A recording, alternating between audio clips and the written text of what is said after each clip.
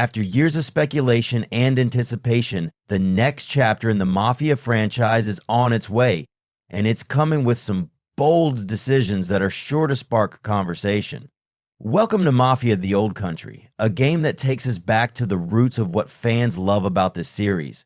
But what exactly does that mean, and how does it compare to what came before? We've seen the first trailer, and from what we know so far, the game is embracing a more linear narrative structure, a shift from the more open-ended sandbox style that defined Mafia 3 and Mafia 2. It's been confirmed by Nick Baines, president of Hangar 13, that the focus is on a deep linear story that brings the player through a carefully crafted narrative. This means we're likely saying goodbye to the sprawling open world experience of Mafia 3 in favor of a more tightly knit cinematic journey, much like the original Mafia game. For some, this return to linearity is a welcome change.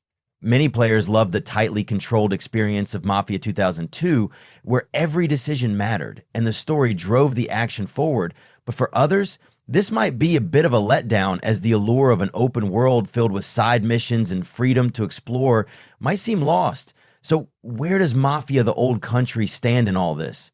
Well, the decision to focus on a linear narrative could mean a more polished and story-driven experience. There's no need to distract the player with side quests or secondary objectives that dilute the core plot. If you're a fan of immersive, well-crafted tales that tug at your emotions, this could be exactly what you're hoping for. Now, speaking of the setting, the game's title, Mafia: The Old Country, immediately evokes images of early 1900s Sicily. The Italian Mafia has always been synonymous with the sun-drenched rustic beauty of Sicily, and it seems we'll be spending a lot of time in these landscapes. That said, don't expect the fast-pacing modern vehicles and bustling streets we saw in Mafia 3. Instead, we're talking about a time period where horses and early cars are much more common. The world is quieter, slower paced. This could limit some of the mobility and excitement we've seen in the past, but it might also bring a sense of nostalgia and authenticity that transports us back in time. Fans have expressed mixed feelings about this choice, particularly when it comes to the lack of modern amenities like, radios in the cars or motorcycles zipping through the streets.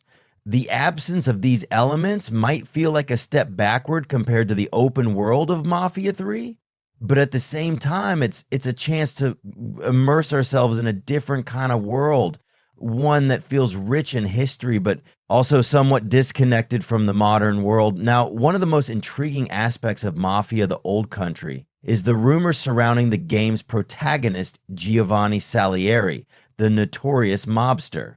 Fans of the original Mafia will remember Salieri as the mob boss who played a key role in the game. But here's the twist. In the original, Salieri didn't have an Italian accent, which always seemed a little odd considering his supposed upbringing in Italy. Some fans have speculated that Salieri's lack of accent was due to him leaving Italy at a very young age, possibly as a child.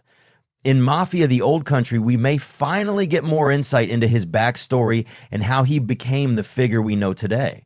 There's a lot of potential here to flesh out his character, give him depth, and perhaps even explain the mystery of his smooth, perfect English.